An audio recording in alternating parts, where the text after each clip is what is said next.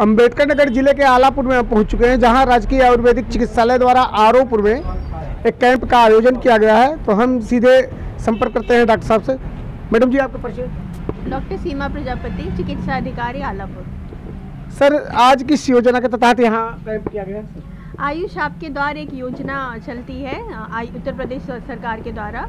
तो उसी योजना के तहत हम लोगों को महीने में एक बार एक शिविर लगाना होता है। तो उसी योजना के तहत हम यहाँ पर आकर शिविर लगा रहे हैं। कैसे रोगी ज़्यादा दिखे सर? यहाँ पर ज़्यादातर गठिया के जोड़ों वाले रोगी ज़्यादा हैं और पेट की समस्या से परेशान रोगी ज़्यादा हैं। इन समस्याओं का निस्तारण से ग्रामीण स्तर से किस स्तर से किया जाएगा सर? जी, पेट घरेलू उपाय।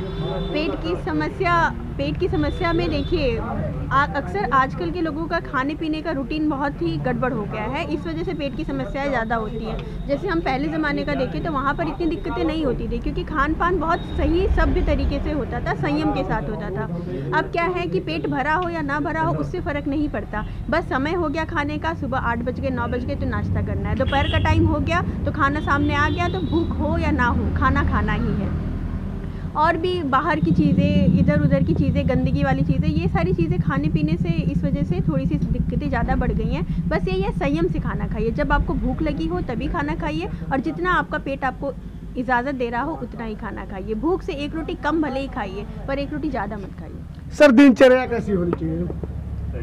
दिनचर्या कैसी होनी चाहिए? देखिए, सबकी अलग अलग दिनचर्या होती है, वो हर इंसान के ऊपर निर्भर करती है। उसका काम, जैसे स्टूडेंट की अगर दिनचर्या आप कहेंगे तो थोड़ी अलग होगी, उन्हें पढ़ाई करनी है, और बिजनेसमैन की अलग होगी, काम करने वाले की, जॉब करने वालों की अलग होगी। तो अगर हम संक्षेप में देखें तो यही, सुबह जल्दी उठना चाहिए। ये सबसे ज़्यादा कॉमन है, ये सबके लिए ही होना चाहिए, क्योंकि सुबह जल्दी उठने से ही हमारी बॉडी पहले से एक्टिव हो जाती है। और उसके बाद अपना दैनिक कार्य, सुबह 1 गिलास गुनगुना पानी पीना चाहिए।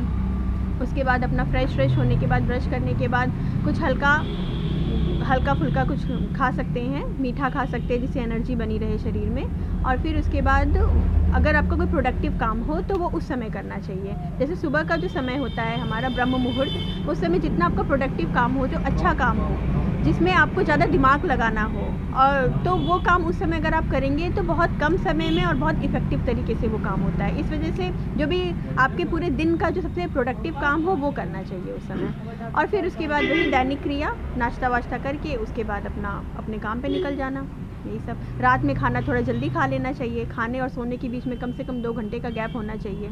खाना खाने के 2 घंटे बाद कम से कम सोना चाहिए। थोड़ा टहलना चाहिए खाना खाने के बाद, यही सब। मौसम परिवर्तन हो रहा है सर, तो क्या सावधानी बरतें?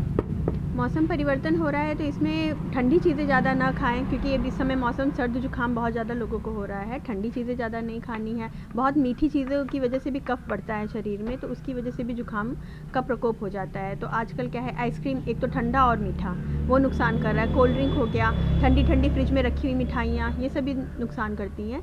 तो ठंडे नहीं खाना। दही, जैसे इस समय, जैसे गर्मी में लोग दही खाते थे, मगर इस समय दही को अवॉइड करना चाहिए।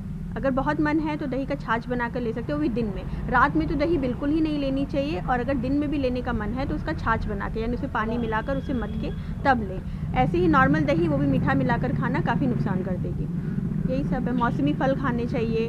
अगर हो सके तो हफ्ते में 2-3 बार कुछ गिलोय का या फिर कोई काढ़ा पी लें, जिससे इम्यूनिटी अपनी बनी रहे अच्छे से। सर, लगभग कितने मरीज आ गए? अभी तक तो 45 मरीज हो गए। और दर्पण के साथ अम्बेडकर नगर, राजेश तिवारी, सहयोगी मित्र अमित माझी के साथ।